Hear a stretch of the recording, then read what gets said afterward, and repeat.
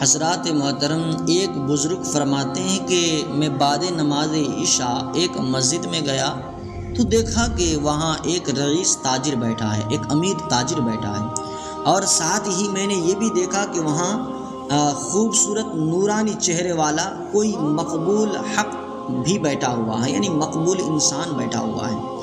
میں نماز پڑھ چکا تو دیکھا کہ وہ مقبول حق جو ہے، وہ مقبول انسان جو ہے، اپنے ہاتھ اٹھا کر خدا سے دعا مانگ رہا ہے اور کہہ رہا ہے الہی بھنا ہوا گوشت اور حلوہ کھلا دے۔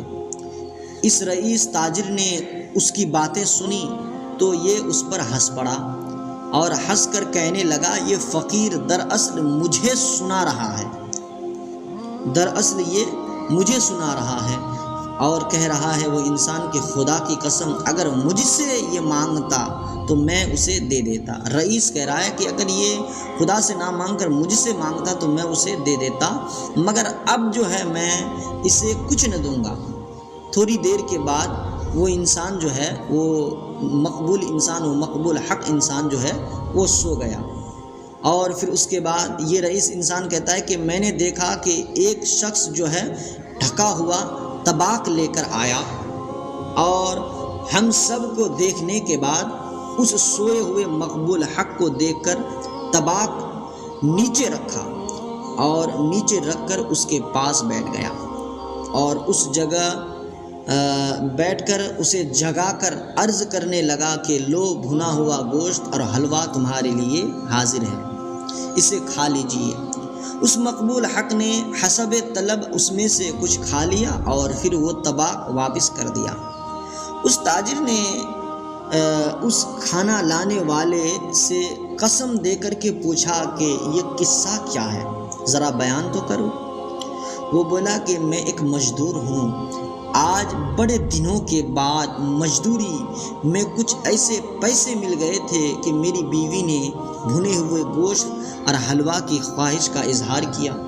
ہم نے یہ چیزیں تیار کی، میں تھوڑی دیر کے لیے سو گیا تو حضور سرور کائنات صلی اللہ تعالی علیہ وسلم خواب میں تشریف لائے۔ سبحان اللہ۔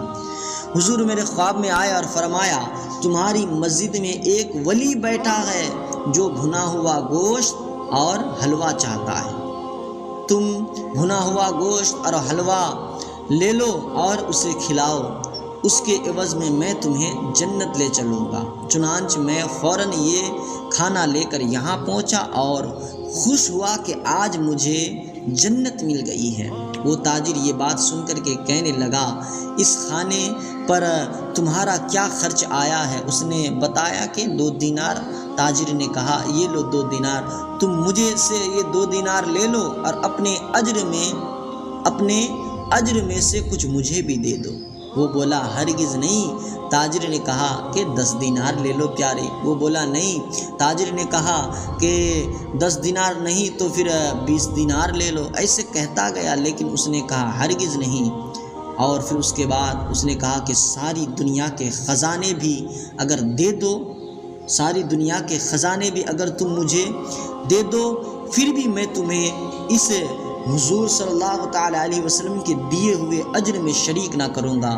تمہاری قسمت میں یہ چیز ہوتی تو تم مجھ سے پہلے لا کر اسے کھلا سکتے تھے، مگر اب جو ہے میں تمہیں اس چیز میں شریک نہیں کر سکتا، اب تم جو ہے اس چیز سے محروم ہو۔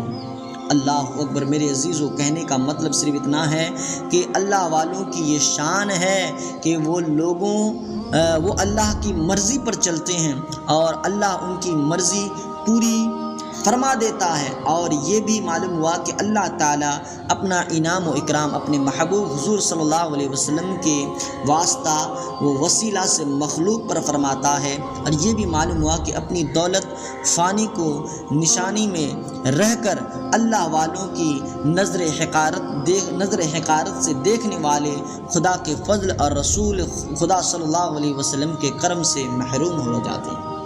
اسی لیے اللہ والوں سے محبت کرو۔ وما علینا الا البلاغ۔ السلام علیکم۔